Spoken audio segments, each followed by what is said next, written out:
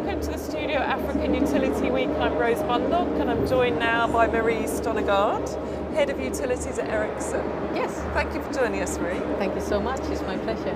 We have been seeing Ericsson a lot in the global metering smart grid space in terms of winning metering rollouts in Estonia, in Norway. Can you tell us what's going on at Ericsson? There's been a change. What's happening? There is a change. Ericsson has a tradition of being in the telco space and have been so for over 130 years. But now, since the last 3-4 years, we've also been looking into new industries because we can see there are other industries also need a similar transformation as the telco did. And so now, since last year in March, we are ramping up 3 new industries: public safety, transportation and utilities. And I then work in the utility space. And we are focusing on many different things, but mainly it is now rolling out smart meters in some of the regions where that is happening, but also we are trying to help customers in increasing the smartness of the grid, helping them to monitor the grid in a better way and to operate it with excellence. And that experience we have from telecom, and I think we can also take some of the experiences from what the telco industry did and then to transform it over to utilities. So would you offer a utility like an end-to-end service? Is that yeah, we can do that for metering. Definitely we can do that. We can just offer a meter value to the customers or deliver a meter value to the customer at the frequency that the customer wants. So that is one of the areas definitely where we can manage the service for the customer. Okay, and you've obviously, you're getting business in Northern Europe. And beyond that, have you got, kind of global ambitions? No, we are actually ramping up this globally. So it's not only Northern Europe. The ones you were mentioning, yes, that was in Europe. But we do have customers in Southern Europe. We do have customers even actually in Africa that we are talking with. We have in the Middle East. We have contracts in the States with, for example, Duke Energy, Hydro-Quebec. We have South America as well. So we are ramping up this initiative globally for sure. And in the end of this year, we will have people and resources in all our 10 regions. We have divided our world into 10 regions. So we will have utilities up and running in the end of this year everywhere. Okay. And what needs would you say, I mean obviously it varies region to region, but what needs do the utilities have? What are you kind of hearing them tell you? I mean the global outlook for utilities is so different dependent on where you are, and maybe that is one of the challenges because there is no global standardization or a global way of doing things or one size fits all type of thing. In Europe, for example, you have a stagnating power demand. Here you have an increasing power demand. In Asia the same. But there are different solutions dependent on the region and where we go. Now, in most countries, there is a need for energy efficiency and to try to operate everything in a better way or with higher excellence. So that is kind of common for everyone.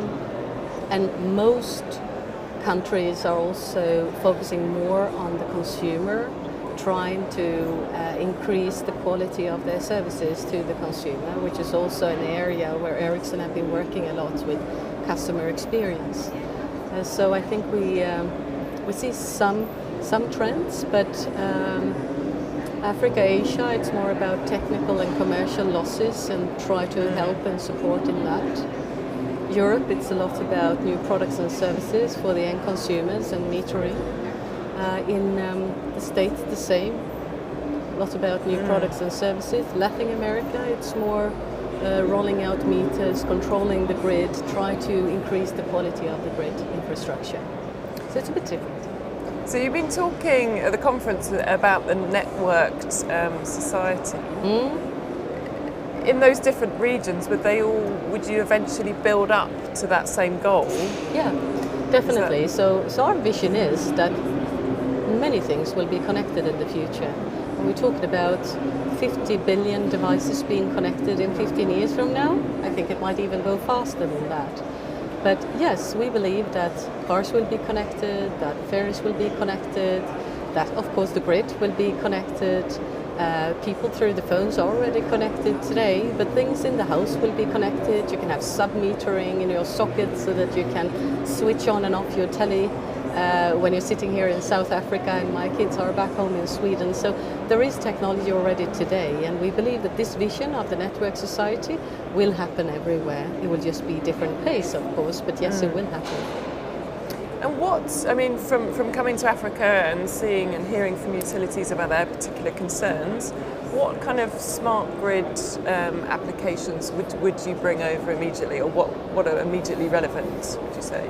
The interest now when I speak to people is a lot about smart metering, and they have already lots of pilots ongoing, but I think what Africa can do is also to take a frog leap into the smart society and try to look at it more from a macro perspective and see how things can be connected between the different sectors, which is something we didn't do as much in Europe. We have done more individual initiatives between the different sectors, and now we try to connect those things, building smart cities, building smart societies to increase traffic flow or to get more intelligence into the system, transportation, electricity, for example, if you have EVs traveling around. So hopefully Africa could investigate and the different initiatives across the globe and then pick the ones that fits best with the needs here. That is definitely what I would recommend. But smart metering is an easy one, but then the second one would be commercial and technical losses that we need to support with in order to reduce the losses in the system so that what you produce actually reaches the end consumer and also is being invoiced. So you mentioned that utilities are looking for revenue losses, to improve revenue losses. And what kind of functionality would you recommend on the metering technology?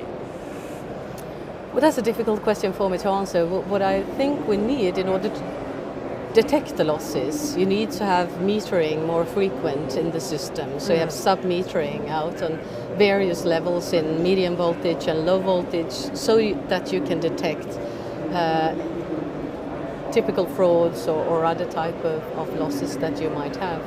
If you do have a smart meter at the residential level, then of course you can detect, if you also have business intelligence systems, whether the meter all of a sudden is behaving in a different way. So that will solve some of the problems. So that is something that would be needed in order to detect that. So what is Ericsson's approach if a utility from Uganda comes to you and says, look, we've got this particular need? What's the approach that you're taking to kind of meet first we will look at the requirements from the government. There are so different regulatory frameworks all across the globe. Even between Sweden, UK, South Africa, Australia, you have 4 different market dynamics, 4 different regulations.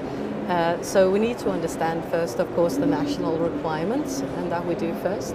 Dependent on that, we look at the needs, we look at the losses, we look at the current situation with a mix of residential customers and B2B customers, and then based on that we propose a plan going forward.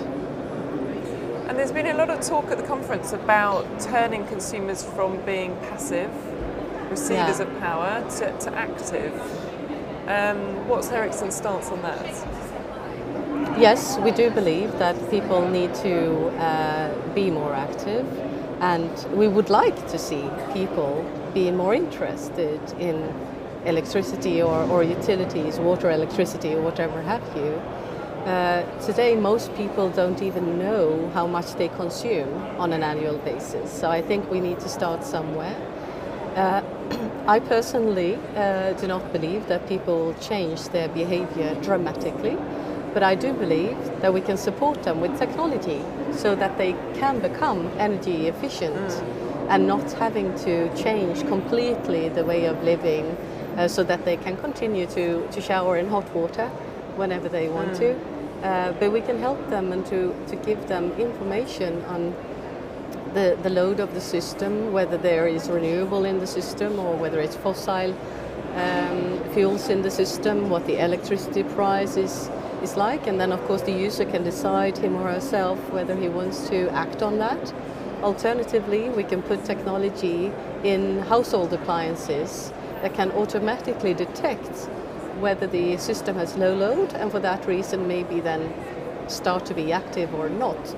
That's what I hope, that people or things will be connected, things will have a smartness, so that people can remain and continue with their comfort and not change their behavior completely. And lastly, can I ask you, I mean, Ericsson obviously sees opportunity within smart grid, you know, the global market. I mean, what are your kind of predictions over the next year? Where do you see the kind of hot areas? Markets? Yeah. I see them actually everywhere, because this industry needs a transformation, that's for sure. So Asia in one way, with the need of increasing power demands, you know, we can build up microgrids to support villages that don't have power today. Same with Africa. And then in Europe, it's a totally different requirement than in Asia and Africa, but definitely they need transformation as well, because they need to serve the customers in a different way and offer them other type of products and services. So for that reason, it's also a hotspot. Same with the States, same Latin America. Australia is taking a totally different path and going towards another type of regulation than Europe and others are doing, which is also very interesting to follow. So it's happening everywhere, but in different ways. So utilities is a really exciting industry to be working in right now. Right, well, we wish you lots of luck with it. Yeah, thanks. Thanks for joining us. Thank you. And that's all from the Studio Africa Utility Week. Thanks for watching.